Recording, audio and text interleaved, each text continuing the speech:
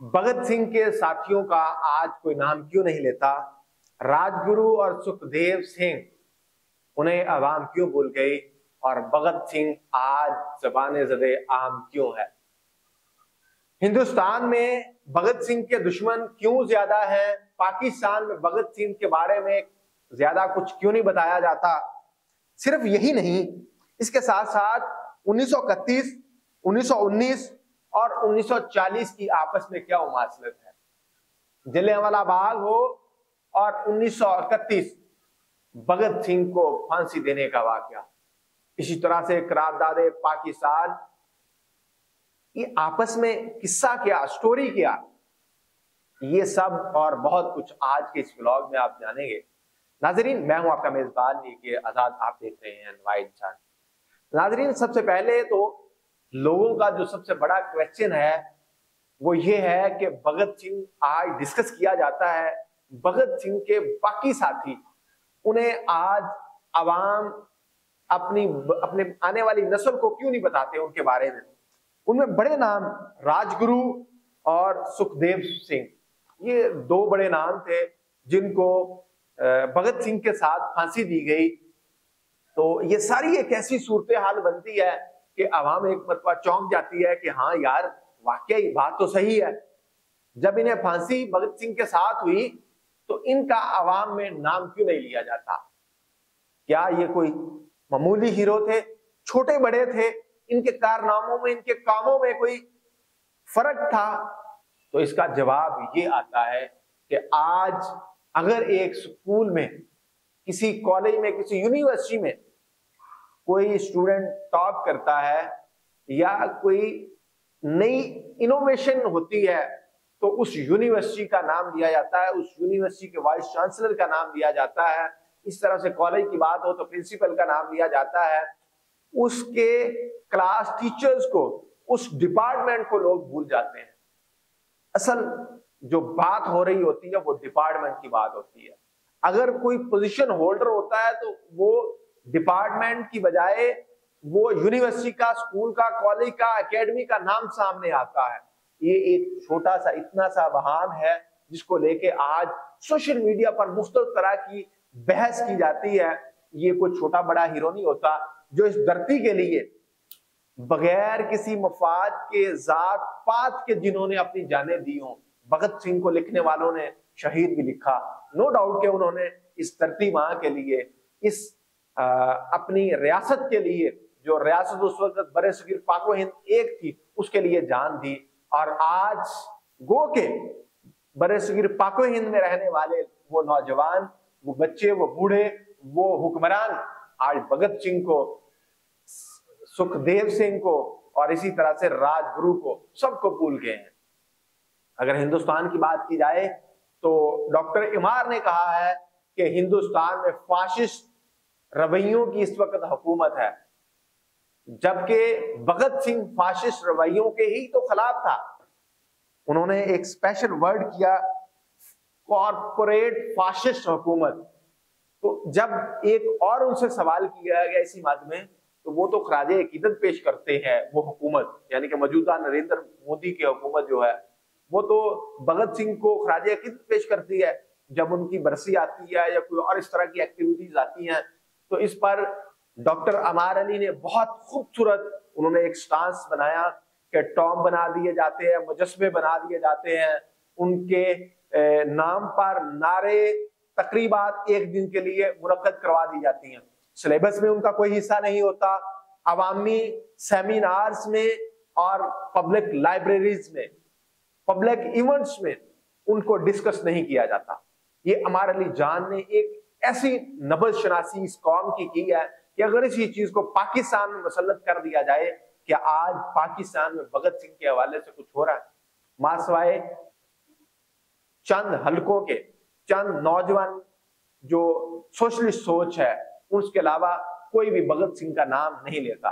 कुछ इसको हीरो गर्दाने, कुछ इसको जीरो गर्दाने के अपने अपने इन्होंने बयानियां तैयार किए हुए हैं। अगर किसी मौलवी की चार दीवारी के सामने भगत सिंह का नाम लिया जाएगा, वो कह देगा ना, मस्जिद में नाउजुबिल्लाह कुछ गुनाह का काम होने जा रहा है। ये अगर नौजवानों के सामने इनका जिक्र किया जाएगा तो वो शायद وہ اس اپروچ کو قبول کرنے کے لیے تیار ہو جائیں۔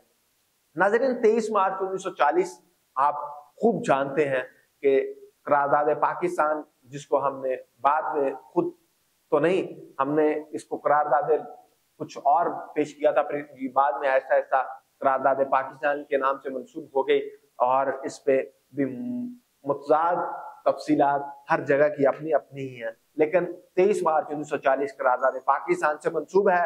اور اسی طرح 23 مارچ 1931 بھگت سنگھ کے حوالے سے ان کو پھانسی دی گئی۔ صرف بھگت سنگھ ہی نہیں، ان کے ساتھ ساتھ راج گرو اور سکھدیو سنگھ بھی شامل تھے۔ ناظرین، بات یہی ختم نہیں ہوتی، یہ بھگت سنگھ کا جو تعلق تھا یہ لیل پور سے۔ لیل پور آج کا نوجوان نہیں جانتا، لیل پور اس وقت انگریز اقتدار کے دور میں موجودہ فیصل آباد کا نام لیل پور ہوا کرتا تھا، جس طرح سے ساہیوال کا نام منٹ گوبری ہوا کرتا تھا۔ اسی طرح سے انہوں نے اپنے جو ان کے یہاں پر سرونٹ تھے، ملازم تھے، نوکر تھے، ان کے ناموں کے ساتھ منسوب کیے مختلف شہروں کے نام، یا اپنے انگریز نے اپنا تسلط قائم کرنے کے لیے یہاں کے مختلف شہروں کے مختلف نام تبدیل کر کے، جو کہ پہلے جس طرح ساہیوال کا نام گوگیرا تھا، پھر منٹ گومری بنا انگریز دور میں، پھر آج اس کا نام ساہیوال۔ جی اسی طرح سے 1919 میں جلیانوالہ باغ میں جس طرح سے جنرل ڈائر نے انسانی جانوں کا جو کھلواڑ کیا تھا، وہ کس کو یاد نہیں۔ تو یہ ایک ساری صورتحال میں جب بھگت سنگھ کا نام آئے گا، ایک خوف اور ڈر کی علامت بن چکا تھا جلیانوالہ باغ کے بعد ساری صورتحال۔ تو اس ساری صورتحال میں پھر 1857 کی جنگ آزادی کے بعد کے محرکات کی ایک خوف اور مروبیت پیدا ہو چکی ہے۔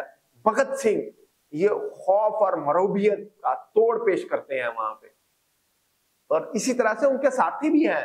بھگت سنگھ کو اس لیے ہم سپیریئر گردانتے ہیں، ان کا نام زیادہ لے رہا ہوں میں بار بار، یا باقی جگہوں پہ اس طرح سے بھگت سنگھ کا نام لیا جاتا ہے کیونکہ وہ بھگت سنگھ لیڈ کر رہے ہیں۔ جس طرح سے میں نے یونیورسٹی کی ایگزامپل دی کہ یونیورسٹی میں پرنسپل کا نام لیا جائے گا، ہیڈ آف ڈپارٹمنٹ کا نام لیا جائے گا، تو بھگت سنگھ کا نام لیا گیا۔ بھگت سنگھ لیڈ کر رہے ہیں، انہوں نے حریت پیدا کی، جرت پیدا کی، آزادی کے ساتھ جینے کا گر سکھانے کی کوشش کی۔ ناظرین، بات یہیں پہ ختم نہیں ہوتی، تو اسی طرح سے اگر ہم خوف کے بت توڑنے کے حوالے سے انہوں نے ساری ایک تحریک بنائی۔ پھر آج اگر کچھ لوگ اس پرسپیکٹو کو اگنور کر کے آج اگر کوئی بندہ یہ کہے گا کہ بھگت سنگھ کا نام لیا جا رہا ہے، فلاں کا نام نہیں لیا جا رہا، وہ اس دور کے تقاضوں میں جا کے نہیں بیٹھ کے سوچ رہا۔ اس دور میں ایک لیڈر تھا، سپہ سالار ہوتا تھا، سپہ سالار میں ہزاروں، یہ سکھدیو اور راج گرو جو ہیں، یہ دو نہیں تھے نام، یہ سینکڑوں ہزاروں لوگ ہیں۔ بھگت سنگھ ان میں سے ایک لیڈر ہے جنہوں نے حریت کا یہ جذبہ پیدا کیا۔ تو ناظرین، یہ ساری صورتحال کے ساتھ ساتھ اگر میں بات کرتا چلوں تو نریندر مودی کی سوچ پر ڈاکٹر اعمار نے جب یہ بات کی نا کہ نریندر مودی کی کارپوریٹ فاشسٹ سوچ ہے، تو ناظرین پاکستان میں کیپٹلزم اپروچ، یعنی کہ جوڑ میاں جوڑ تیرے کھان والے ہور، تو یہاں پر دولت چند ہاتھوں میں اکٹھی ہو چکی ہے۔ آج بر صغیر پاک و ہند، اس میں بنگلہ دیش ہو، پاکستان ہو، کشمیر ہو یا ہندوستان ہو، ہر جگہ پر ظلم ہے۔